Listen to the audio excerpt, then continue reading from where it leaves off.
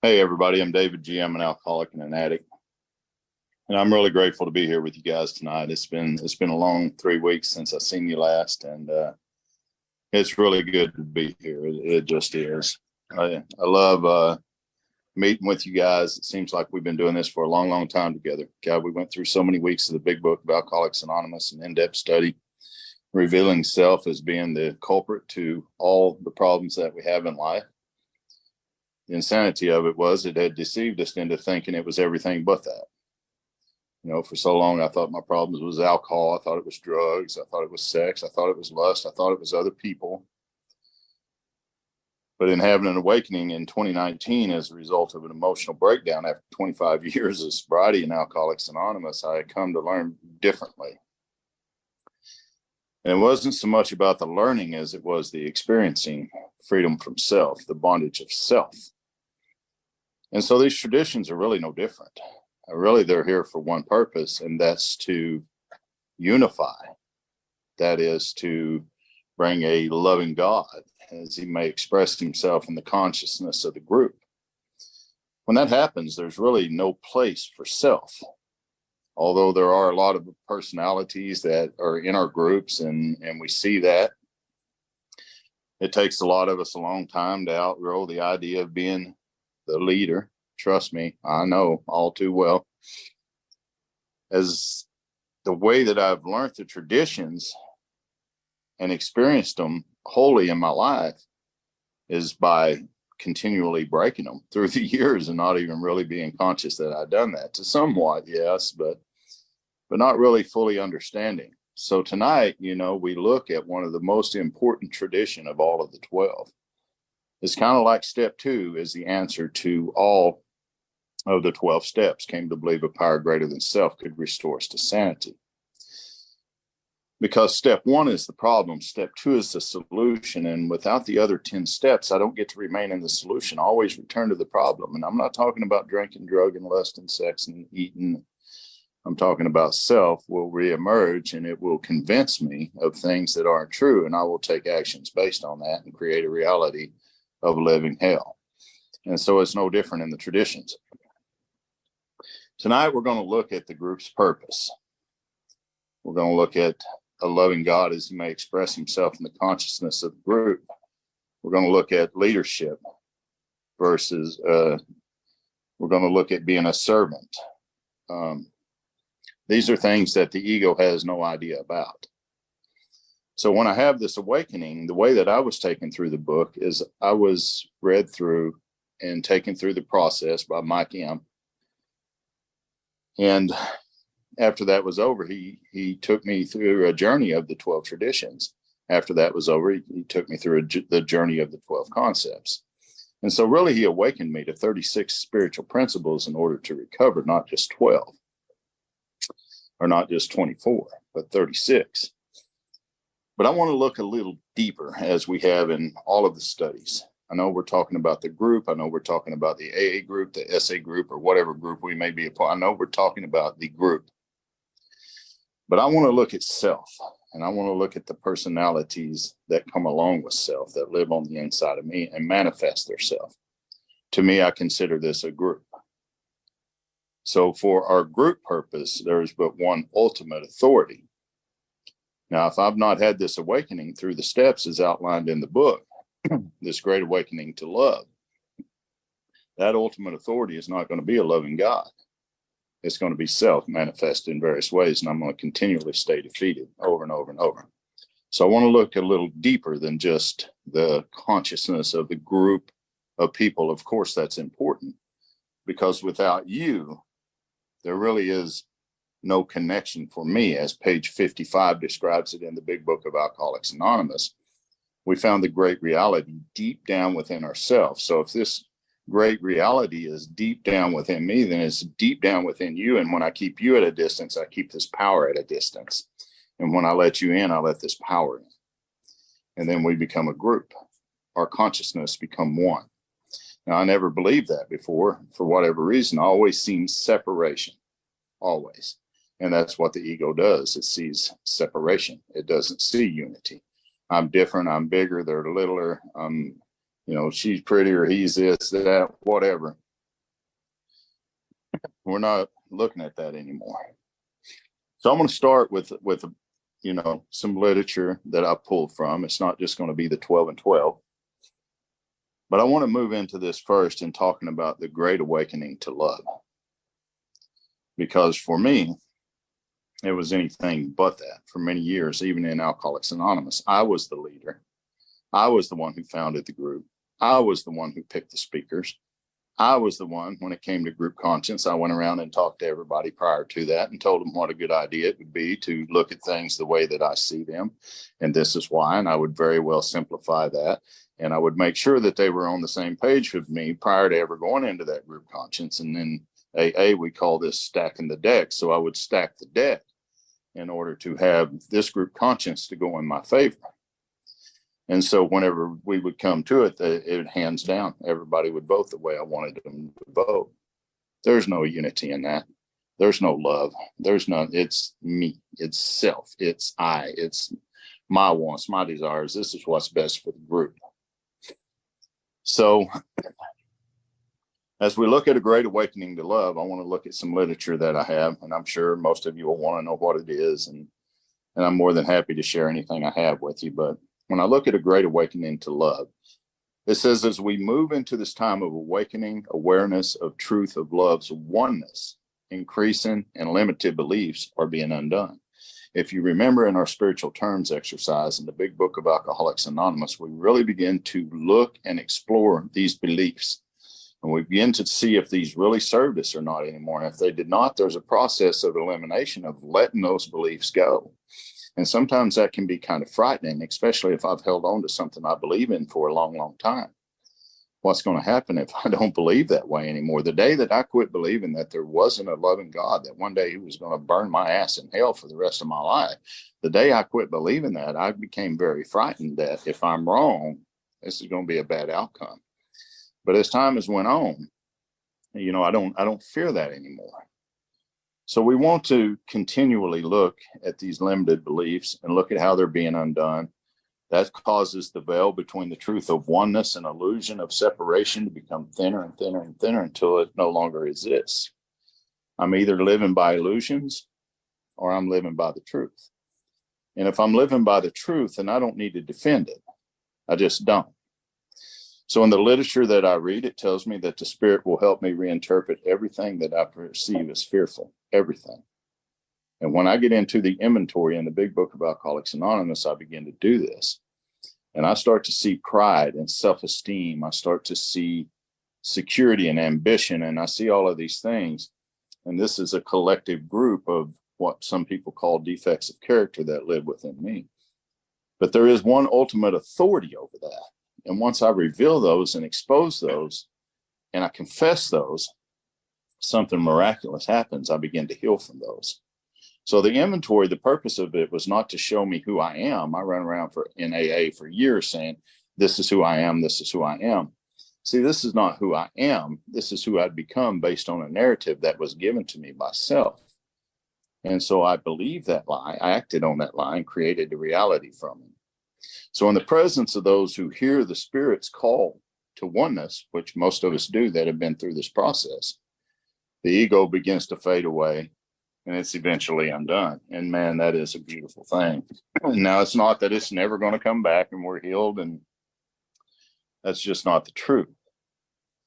But this openness to the light of truth makes it easier for us to change the way we think. And really, that's the whole process of what we're trying to do whenever we come to this work, as outlined in the big book of Alcoholics Anonymous. It's about change. Charlie used to tell me all the time, nothing ever stays as is. The universe is in a constant state of change. We will always continually be changing, or else.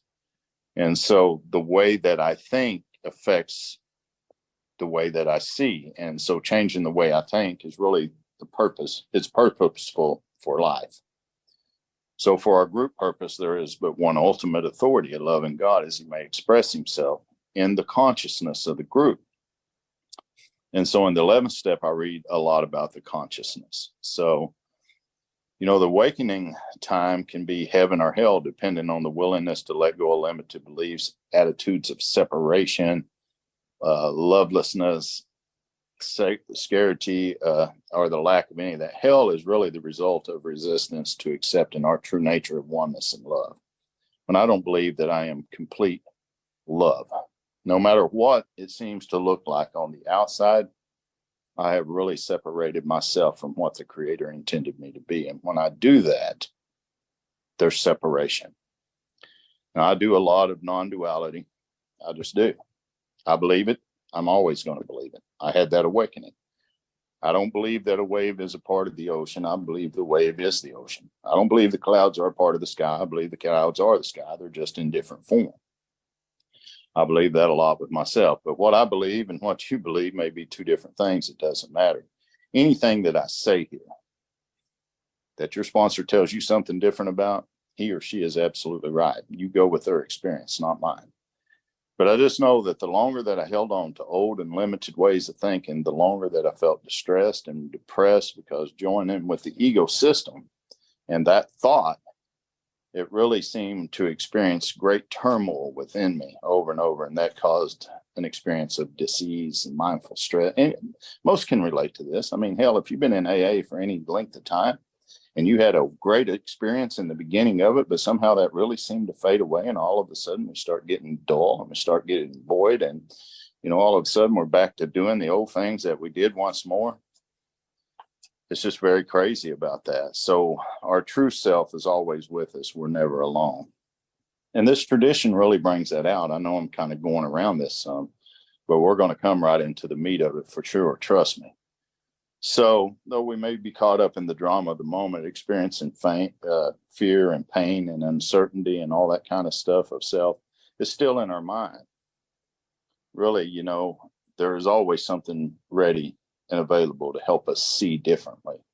I know that the big book on page 24 or 25, excuse me, at the very top of the page, it says there is a solution, and it's written in italics. And it says almost none of us like the self-searching, the leveling of our pride. That's step 4. The confession of our shortcomings. That's step 5. And it goes on to say, which the process requires for its successful consummation. So consummation is something that was always done in a marriage, to experience oneness and wholeness. And so it tells me that this process is going to involve that, not so, okay, now you're free of drinking, go and live your life. No, so that I can see differently, so I can feel differently, I can behave differently. I no longer believe self. I've got eyes on this now. I'm able to see what's going. So as I awakened, what happened, there was a growing awareness that thoughts create an experience. They create a reality. They just do. I begin to recognize the effects of our thoughts more and more quickly as they come along now, because I practice step 10 constantly. So, if I'm willing to do my part in the Great Awakening, it promises me that heaven is complete. It waits for me. The great reality deep within. We talk about it over and over and over. And I find for the first time that I'm really not alone. My voice, my eyes, my feet, my hands, and through all of this, my Creator uses for me. It's like He uses me for this purpose. And He will do the same for the group. So as we start tonight, really, I want to kind of take a look at some of the soldiers of self, I like to call them, before falling into what the 12 and 12 has to say about this particular tradition. Now, when I feel like I've separated myself from you, from God, and trust me, I've done that a lot. Some of the things that I really no longer experience is some of the great stuff that the awakening brings. The opposite of my true self, it kind of goes like this. I experience guilt, separateness, confusion, shame, embarrassment, nervousness. Anybody have any of those feelings sober? What about envy and anger and self-righteousness, resentment, jealousy, apprehension, blame, hurt, regret, frustration, worry, boredom, fear, loneliness, dismay, loss, disappointment, irritation, grief? helplessness, doubt, being alarmed all the time, being impatient. If we experiencing that, it really doesn't mean that I've done anything wrong here. It's just that I've kind of moved away from the consciousness of that which brings wholeness. And that's a loving God, as he may express himself in the group conscience of whatever it is. Now, if that's in my marriage, then the best thing for me to do is take a look at this. And if it's something I don't agree with, we can talk about it gently today. Where there was a time that was just bullshit. It's my way, and that's the way it is. And, if I didn't come right out and say that, I definitely took actions to make sure that's the way it was. I did the same thing with the group. I've done that with friends. I've done that with people that I worked with. I've done that in all of my affairs. But after the awakening and going through the first 7 steps of the process outlined in the way we do it, most of you have done it this way as well through the big book of Alcoholics Anonymous. In this process, I begin to experience the opposite of that. I begin to experience fruits of the Spirit, which was loving, trusting, enthusiastic, generosity, being serene, caring, calm, relaxed, grateful, spontaneous, open-minded, peaceful, cheerful, patient, honest, open, giving. That was never me. Trust me, that was never me. I was always a taker. Gentleness, understanding, knowing, defense. Today, if I hurt somebody, it hurts me. If I know that I've hurt them, it hurts me deeply until I go and make that right. So our literature in the 12 and 12 begins to talk about this tradition, at least in mine, on page 132 of the 12 and 12. And that's kind of where I would like to move over to and share a little experience. Really, there's kind of 3 things that jump out to me in this reading. There's 3 points that I really like to take a close look at. The first point is, how do I view authority? Because let's look at what it says, tradition 2, for our group purpose. What's the purpose of the group, really? There's but one ultimate authority, not David. If it's in my marriage, it's not David and it's not her. If it's in my job, it's not me and it's not my boss. It is the loving God as he may express himself in our group conscience. Our leaders are but trusted servants, they do not govern. So the first thing that jumps out to me here is authority. Now, my outlook on authority is I never looked at someone in authority as being placed there by God. A lot of the times you will read a lot of literature that says someone who is appointed in authority over you, God has placed them there. Well, that's BS. I never felt that way at all. I valued no one's authority but my own. And at first I feared authority.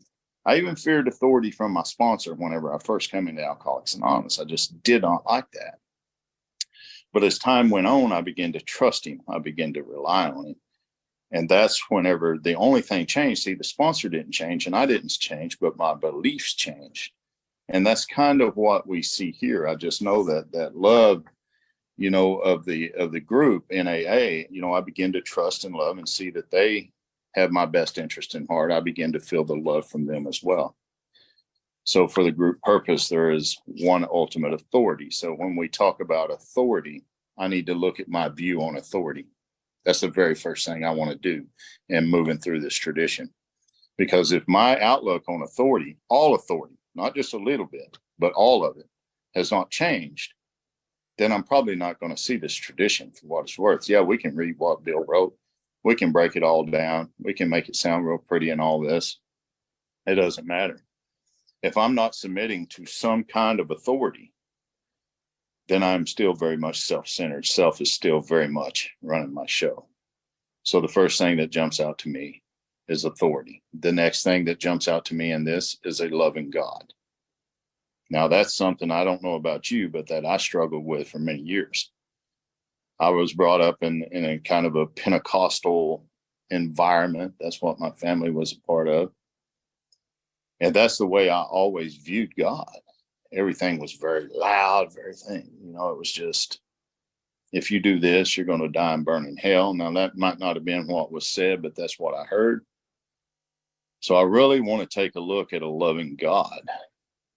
You know, I want to examine my beliefs, especially in this process on page 47. And a lot of the things that I read about, the soldiers of self versus the fruits of the spirit that I read about just a few minutes ago, I really need to be taking a look at those to see which one of those are really being active in my life. And if some of them are and some of them aren't, then I need to be looking at the ones that aren't, and I need to be asking God to remove those things from me and be willing to walk through it. So really the first point there I see is authority for sure. And so the second point, and this is found in the reading from page 133 to 138 in this book.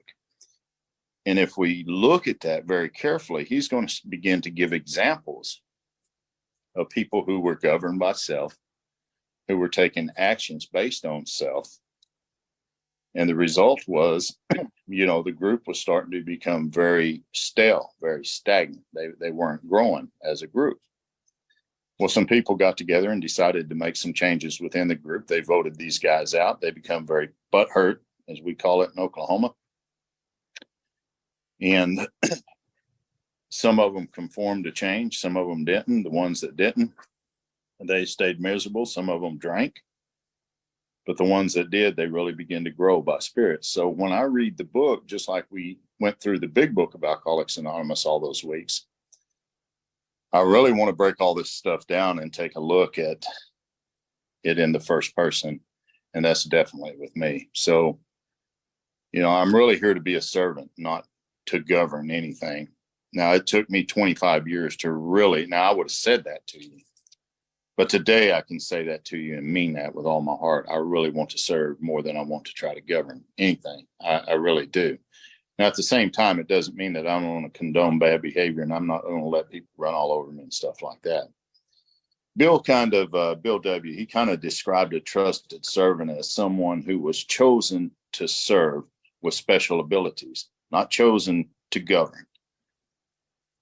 You know, the group needs me and my special abilities. They just do. And I'm not saying that egotistically. I'm saying that because I have a message to carry with a lot of years of experience behind it. I've made a hell of a lot of mistakes, and I can step up to the plate today and say, hey, this is my experience in Alcoholics Anonymous. This is what I've done. It wasn't pretty. It was very ugly, but a loving God came to the rescue. He expressed himself in a group conscience. And one of the most beautiful things that ever happened in my life in 2019, whenever the group completely turned their back on me and walked away, and rightfully so. I mean, according to our literature, you should never do that to any member, no matter what they've done. But really, the best thing that ever came out of it was I got to meet you guys. I mean, I've got friends here from Bali, North Carolina, Tulsa, Oklahoma, Wausau. I mean, all over the world. It's just, I've really come to depend on you guys. So when I go to an in-person meeting now, which is very rarely for me, I really don't feel the same way at home as I do as whenever I'm on one of these calls with you guys, not just when I'm talking, but when I'm sitting in a meeting with you. So jumping around there, like I say, you know, I want to look at the group's purpose. I want to look at my purpose. I want to look at one ultimate authority, not several. I want to look at a loving God. I want to look at how he may express himself in the group. And I want to look at being a leader, a trusted servant, not a governor. That's what I break down just out of the title there on page 132. So our book says like this: where does AA get its direction? That's a hell of a question. If you really ask, of course, anybody's going to jump right up and say God, of course, God. But really think about that, because you got a lot of directors in the group. You've got a lot of trusted old timers. And sometimes what they say either is or it isn't. But I've learned today that I can challenge that if I don't believe it. There was a situation just about a week ago where a man made a decision to make some changes in a script on one of the groups that I attend. And he didn't ask anybody about that. He went to another guy and he said, this is the way it's going to be. So you just call everybody and let them know, or text them or whatever. And that's what the man proceeded to do. Well, one of the members of the group, you know, got upset about that. Like, hey, there should have been a group conscience here. We should have went to this. Now, there's some people that are here off of a Thursday night AAA meeting. God, I love that meeting. You talk about organization, you talk about tradition. That meeting is probably one of the best meetings that I go to by far. I don't believe that would have happened there, but it happened in this particular meeting. So when the gentleman was called out on that, he got a little bit upset. But in the end, after talking with him, I think that he came to the understanding that, hey, you just don't do that kind of stuff. We just don't make decisions based on self today. It's like, hey, this is a hell of a good idea. I think I'll do this. And the rest of the group go along with it. So that first question right there, where does AA get its direction? Does it get direction from people like that? Because if it does, then that meeting's probably not going to be as strong as, say, the Thursday night. When I go to that meeting, and it meets on Sunday afternoon as well, structure. I mean, it's just, you can see who runs it. That next question, look who runs it. This too is a puzzler for every friend and newcomer when told that our society has no president having authority to govern, no treasurer who can compel the payment of any dues, no board of directors who can cast an erring member into outer darkness. That's definitely what's happened to a lot of members I know, especially those that have the pool, that was caught up in lust and sexism and stuff inside of the group. It says, when indeed no AA can give another directive or enforce obedience, our friends gasp and explain this simply can't be. There must be an angle. These practical folks read tradition too and learn that the key words right here, sole authority in AA is a loving God, period, as he may express himself in the group conscience. So if we jump down toward the bottom of that, it says, what are these facts? And that's the word I'm going to look at. What are the facts of AA's life which brought us to this apparently impractical principle? Bill always follows it up with an example. Now look at what he does. Let's see at how self, manifested in various ways, left untreated after we're sober for a while and doing pretty good. We're really not keeping an eye on this stuff so much anymore. And he's going to use John Doe as an example here. But let's see how John Doe gets caught up into self, even though his intentions were very good coming into this. And let's look at how a loving God expressed himself through the group conscience and corrected this deal. It's pretty amazing when I read these examples. I don't just look at this as good reading or boring reading anymore. I look at this in the first person. John Doe, a good AA, moves, let us say, to Middletown, USA. Alone now, he reflects that he might not be able to stay sober or even alive unless he passes on to other alcoholics what was so freely given to him. So we see that the spirit of John Doe is in the right place. It just is. But it's very sneaky how self will creep back in. It says he feels. We want to pay attention to that word because we know that that's kind of what self is made of. It's a mental activity made up of feelings and attitudes and concepts and beliefs and separateness. But it says he feels a spiritual and ethnical compulsion because hundreds may be suffering within the reach of his help. Nothing insane about that. Then, too, he misses his home group, and he needs other alcoholics as much as they need him. He visits preachers, doctors, editors, policemen, and bartenders, with the result that Middletown now has a group, and he is the founder. Now, I can relate to this because I live in a small town, and there had always only been one AA group, several groups within the clubhouse. But there had ever only been one place that you could ever attend AA. So in 2007, my wife and I stepped out and decided to do something different on that. And we did. We created a group which was called the Broken Bottle Group here in Oklahoma. A very strong group. Turned out to be one of the strongest groups. I mean, it was big book all the way. And it was just, but being the founder, he is at first the boss. And by God, so was I. In my mind, who else could be? That was kind of my question too. Who else is qualified for this? Nobody. So here we go. Very soon, though, his assumed authority, and that's all it is, it's assumed. There's no authority there. To run everything begins to be shared with the first alcoholics he has helped. So as this group begins to grow, other people begin to have ideas of how things ought to be. And I don't think they ought to be that way. I think they ought to be the way that I planned them out to be. And the group's just going to be fine without it. So I began to direct them to other meetings and do all, I didn't realize it was me doing this. I was just taking the actions on the thoughts that were coming to me, and that was from self. So it says at the moment, the benign dictator becomes chairman of a committee composed of his friends. So I put some guys together that I'd sponsored, and they were always going to see things my way, no matter what. These are the growing group's hierarchy of service.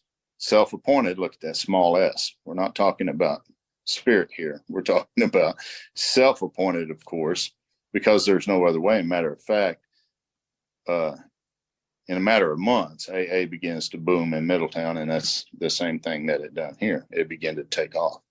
And we started taking a lot of members away from the other clubhouse, and my sole deal was I wanted to see that clubhouse go down, and all of this craziness and insanity that's going on, not to mention lust addiction that I'm keeping hid in the dark. And so the founder and his friends, it says, channel spirituality to newcomers, hire halls, make hospital arrangements, treat their wives, brew gallons of coffee. Now, being on the human side, of course, we're talking about self here. The founder and his friends bask in a little glory. They say to one another, perhaps it'd be a good idea if we continue to keep a firm hand on AA in this town. And I promise you, that's exactly the way that I felt at the time. This is not a good idea. If anybody that's on here listening to this and my experience, I'm telling you, the day come whenever this was not good anymore. After all we're experienced, and besides, look at all that we have done for these drunks. Keywords, look at all that we have done. I don't see anything about a loving God there. I didn't see anything about a loving God here either. This was my attitude, same as his. I'm thinking this story was written by me, and my wife's shaking her head. So yeah, they should be grateful. True founders and their friends are sometimes wiser and more humble than this, but me and mine wasn't. But more often at this stage, they are not. Growing pains now beset the group. Panhandlers panhandle, lonely hearts pine, problems descend like an avalanche. Still more important, murmurs are heard in the body politic, and which swell up in a loud cry. Do these old timers think that they can run this group forever? And that's what other people started to think, particularly one woman and a bunch of people she kind of had following her. So there, you've got a lot of egos kind of running on top of each other. Bill's going to go on to talk at the very end of this chapter about the good being the enemy of the best. And he's going to bring that to the light. And although we had very, very good intentions with what we were doing and the way that we were doing it, it was not in the best leadership. So best of the leadership that we did. So 134 says, now comes the election. The founder and his friends have served well. To their surprise, they may, to their surprise, be reinstated for a time. If, however, they have heavily resisted the rising tide of democracy, they may be summarily bleached.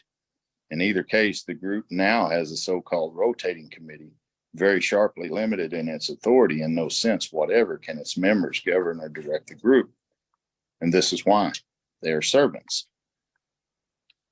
There's a sometimes thankless privilege of doing the group's chores. It just goes on to talk about all of that. But if you come to the very bottom paragraph there on 134, it asks this question. It brings us straight to this question: does AA have real leadership? And most emphatically, we can say yes. Those that are dependent upon a power greater than self to dictate, to manage the group. I tell you, whenever I first awakened from self, the only thing I ever wanted to do was talk about self. Well, not everybody wanted to talk about self. Not everybody wanted to hear about self. By God, they were going to hear about self one way or the other. I was going to tell them about it, and I proceeded to do so. And I tell you what happened was a lot of them began to not come back anymore. And I just thought, well, that's fine. All of you can leave for all I care. The ones that are seriously saying all this crap. But the deal is, I need to share my experience and not my idea. I need to be able to sit down and take a man through the book and show him exactly what that first step says, how these ideas and concepts and beliefs draw us back into addiction. But it's not the addiction that's beat us up. It's the things that drive us to do that. And that's the things that I mentioned there earlier. So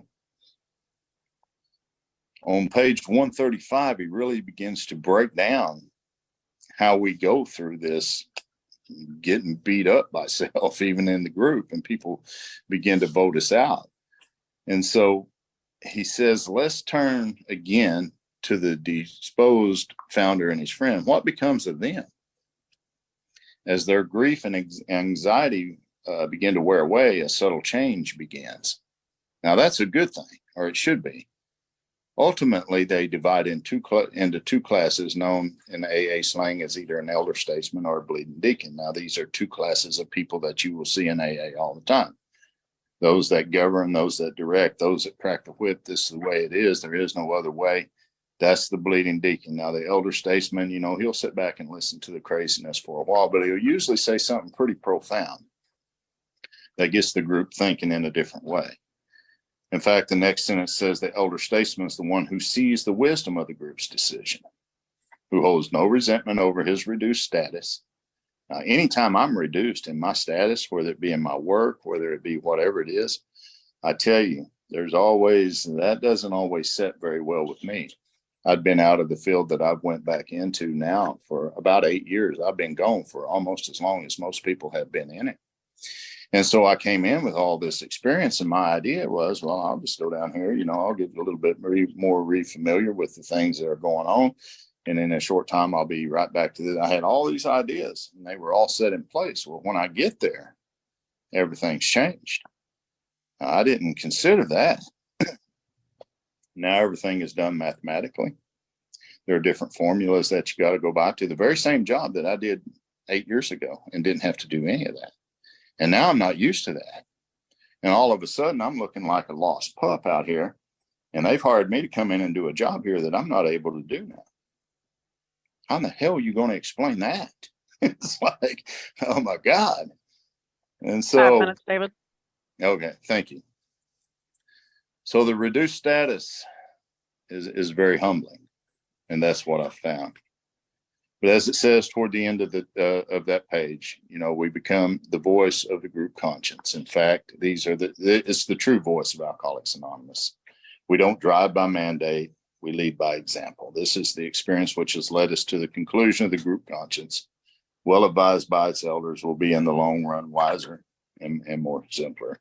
So for time's sake, let's take a trip over to 138 in the book. And there was a story here, and I shouldn't have took up so long that we could have read about, but read about this yourself. Charlie Townsend offered Bill a position at Towns Hospital. That would have really brought him out of a place that he was in financially. It would have helped him. It would have helped his wife. It would have helped everybody. And Bill was just very excited about it. And so on the way home, that evening he was riding the subway going home. Self spoke to him, and it brought a scripture to him. Self is very, very well versed in scriptures. Don't think for a minute it's not. In fact, on 137 here, he says it like this, down about the third or fourth. He says, although I asked Charlie for a little time to consider it, my mind was made up. Of course it was. Racing back to Brooklyn on the subway, I had a seemingly flash of divine guidance. Notice the word seeming. I always want to pay attention to that. It was one single sentence, but most convincing. In fact, it came right out of the Bible. The voice kept saying to me, the laborer is worthy of his hire. Bill's convinced. I mean, why would these thoughts not be coming? So arriving home, he finds Lois cooking as usual with 3 drunks looking on hungrily. He drew her aside, told her this. Look at the next paragraph. It was meeting night. And they boarded, some got sober, some didn't. They had their wives with them. They were downstairs in the parlor. So he burst into this good news to tell them, and he says this, never shall I forget their impassive faces and the steady gaze they focused upon me. And look at how God spoke through the consciousness of that group and probably saved Alcoholics Anonymous at that time. Notice the bottom paragraph on 137. Almost timidly, one of my friends began to speak. We know how hard up you are, Bill, and it bothers us a lot. We've often wondered what we might do about it. But I think I speak for everyone here when I say that what you now propose bothers us an awful lot more. The speaker's voice grew more confident. Of course he did. He's speaking from spirit. This is spirit directed. This is not self. Don't you realize, he went on, that you can never become a professional? As generous as Charlie has been to us, don't you see that we can't tie this thing up with his hospital or any other? You tell us that Charlie's proposal is ethical. Sure, it's ethical. What we've got won't run on ethics alone. It has to be better. Sure, Charlie's idea is good, but it isn't good enough. And this is a matter of life and death, Bill, and nothing but the very best will do. Challengingly, my friends looked at me as their spokesman and continued. Bill, you have often said right here in this meeting that sometimes the good is the enemy of the best. Well, this is a plain case of it. You can't do this to us. So spoke the group conscience. The group was right and I was wrong. The voice on the subway was not the voice of God. It was the voice of self. Here was the true voice welling up in me out of my friends. I listened, I thanked God, and I obeyed. So when I look at good being the enemy of the best, I have a high calling in Alcoholics Anonymous, and I'm aware of that. I've been aware of it for a long time. To be good is not enough. I must rely on spirit to be the best. Being okay. At least I fall asleep. Page 68 of the 12 and 12, and I'll end with this. Let's run over to page 68 for just a second. And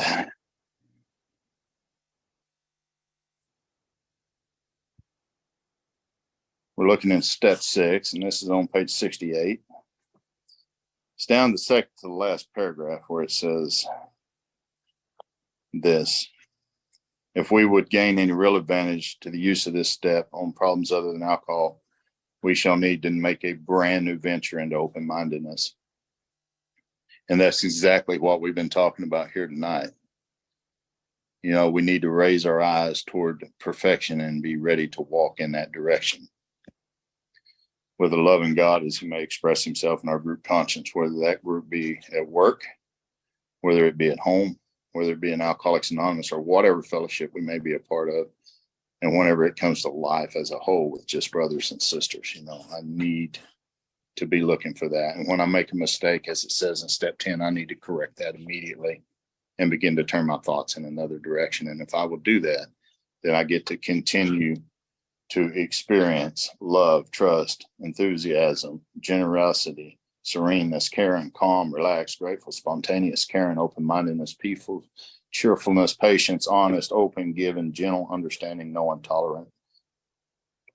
That's not the way I lived my life prior to having an awakening in 2019, and I've been sober a hell of a long time at that time. So I really hope that you will take the tradition, look at it closely, and apply it to your everyday life. They're not as hard as it seems to be. In fact, they're pretty damn easy. We've got to be relieved of the bondage of self, or it'll never work. There either has to be a loving God, or we're either directed by a loving God as he may express himself, or we're directed by self as manifest in various ways, and that always defeats us. So I'm really glad to be here tonight, and I'm glad you guys came out to listen and join in with me. So thanks for being here. And thanks, Ashley. Thanks, Rhonda. And Beth, thank you for your service. I know you were having some problems there, but thank you. Thank you.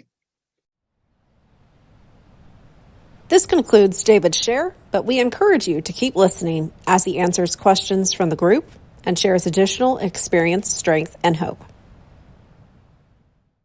David, thank you so much for sharing tonight. I was wondering if you wouldn't mind speaking to someone who's casting out an errand member into the outer darkness. That was definitely my experience at one time. And if I had to do it over, I was wondering, how do you kind of stand up to a group like that when you're a newcomer or someone who's struggling? Do you just leave the group? Do you try and talk to them about it? What do you do? I think that's a very good question, Ashley. Thank you so much, because that was definitely my experience as well. And I'd been around for a long time. Now, they didn't tell me I had to leave, and, that was probably a good idea, because I wouldn't have if they told me I had to. But I just felt like it was, and I did. And but in a situation like that, no one can cast you into outer darkness, no matter what you've done. Now, you can continue. For me, it was one of the two. I either come back, I make amends, I change, amend my ways, and I walk a different man. I want to stay around here and grow up. Or, I need to leave and lick my wounds and try to go somewhere else. Now, a lot of times, and I'm pretty sure in your case, because we're buddies and I've heard your story several times, it turned out to be a better move for you than, you could have ever imagined. And it did for me too. It really did. So anybody that is new, anybody that tells you have to leave that meeting and you can't come back, our traditions say something the very opposite. Now, I know it's kind of hard, and we just feel like crap whenever, something like that's happened. But there is only one ultimate authority in AA, and that's a loving God. And anybody, the whole spirit of the program of Alcoholics Anonymous, as I know it, is about forgiveness. It's about oneness. It's about love. It's not about holding, the mistakes over your head that you've made and beating the hell out of you, because as we'll see in some of these later traditions, as we begin to study them, they tried to do that to a few people in those days. And those people just would not leave. They stayed around and made their life miserable. But what happened as a result of that, those people changed as they stayed around the group, and they ended up conforming to the group, and the whole damn group changed, not just one person. So it can be a beautiful thing, but it's very frightening for someone who's new and doesn't know any better. So what I would say today on a situation like that, you're going to have to make me leave because I'm not leaving. And that's kind of where I would be at today. But, there again, a loving God always expresses himself. And that's definitely what he done with you. And that's what he done with me, because we found a group now that is pretty awesome. So, and most every one of them, if not every one of them, are on this call tonight. So thanks for your question, Ashley. Go ahead, Michael. Hey, David. Nice to see you again, mate. You too, brother. It's Ashley and everybody who is running this group. It's very nice to. I had terrible problems with my internet, but I managed to catch up the last 25 minutes. I just got a proposal. I guess there are people from all over here. I don't know whether everybody is in Big Book Step Study, AAA, but, following the Hyannis process, which, whereby we are trying to reverse, and go back to the original method of doing the steps as the original founders of AA asked. And I was wondering, I go to quite a few meetings now. I'm not aware of any tradition meetings or time put aside to go through. Clearly tonight, I've learned a lot from yourself, David, as always, and the question that's already been asked. And I was just wondering whether, those of us who are probably far-flung across all of the United States could go back to their groups and have a group conscious to see whether maybe one meeting every 4 to 5 weeks we could start going through the traditions, because they're as important as the steps, as you very clearly pointed out this evening. And a lot of people go through the process and don't get guided through it with the accuracy that perhaps we should be. I don't know what you think about that, but, I haven't been to a tradition meeting for a long time since I've been here in America. Yeah, thank you, Michael, for your share there. And you're absolutely right. When I first came to Alcoholics Anonymous, we would study a tradition for the last 15 minutes of the meeting, one time a month, and that was at the end of the month for 15 minutes. And nobody really had anything to share about it. They just wanted to kind of read about the tradition and move on. So I really learned nothing of the traditions. Likewise. And all those years, what I really was doing was breaking all the traditions and not really knowing any better. I had a pretty good idea that something was going on there. But when I went through the process that you've going through now or have been through, the man, when I finished, it was very important to him that he took me through the traditions. And it was something at first I really didn't want to do, because I just hadn't had any experience with them. And then for me, it didn't seem as exciting as the big book. But as we got into it, we really began to break down self and see that how self cannot live inside of the tradition, because it's all about unity. It's all about divine oneness. It's about love. It's about all of these things. Then I began to have a different experience with the traditions. So today, that's really, I had been asked to do a traditions workshop for a long time, and I kind of declined on it. But the reason that, for one, it came up to me in my prayer time is exactly what you said, because so many people have missed out on the traditions. So I'm glad that we're doing this workshop. And yeah, I encourage any group to really bring that to the group conscience of how can we better study and apply the traditions. And if people say, well, I don't really know it, then we get to learn it together. That's the good thing. So yeah, I'm always excited to be at a meeting that does the traditions. Al-Anon for me has been probably one of the better places that I go to learn about the traditions, because they definitely study them there and apply them. So it's good to see you, Michael. Thank you for coming.